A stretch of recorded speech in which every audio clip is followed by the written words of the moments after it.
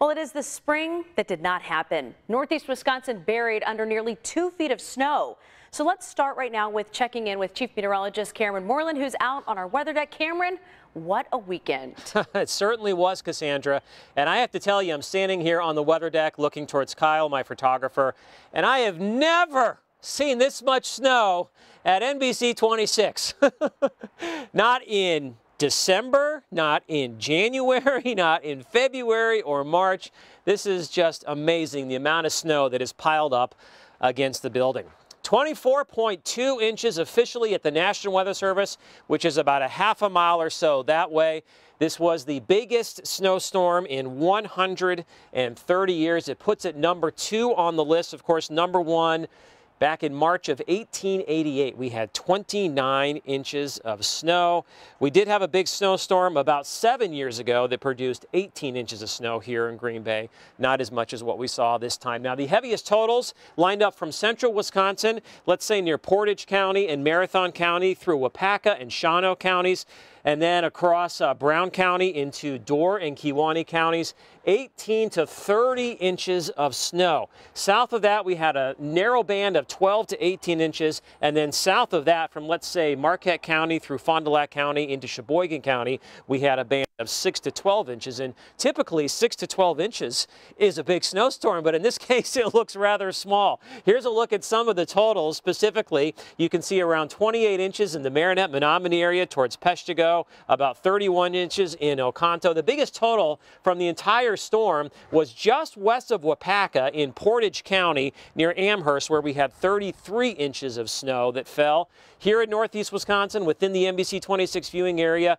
the highest total was in Carlsville in Door County, where we had 31.6 inches. We had 30.6 inches in Tigerton, 30.5 inches in Stiles, and in Oconto, once again, we had 29 inches of snow. Over the last 16 days, we have picked up 36.7 inches of snow.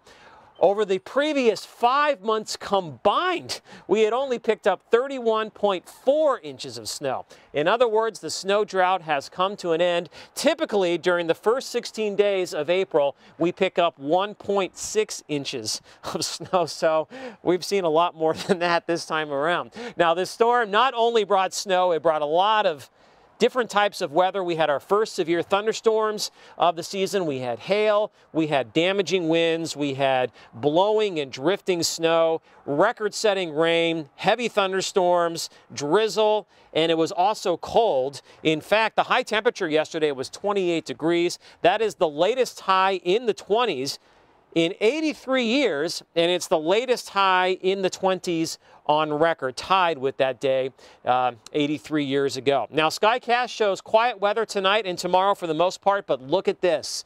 There is more snow headed our way as we head into Wednesday. This storm is not going to be as big as the storm we just saw, obviously, but it's still going to bring a substantial amount of snow considering it is April. We've got winter storm watches that have already been put up here for parts of Minnesota and Iowa. Nothing in Wisconsin just yet. Right now, based on the latest American Computer Forecast model, the GFS, we're looking at the threat of a 1 to 3 to perhaps 3 to 6 inch snowfall across the area as we head through the day on Wednesday. So far this April, we've already picked up 36.7 inches, smashing the old record set back in 1907 of 15.1 inches.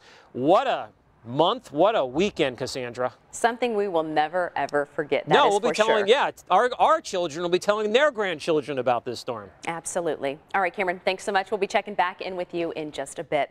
Well, now the worst of the storm is over. County workers are now focusing on cleaning up after the blizzard. NBC26's Mo Hyder is live tonight in De Pere with more on-road conditions. Mo?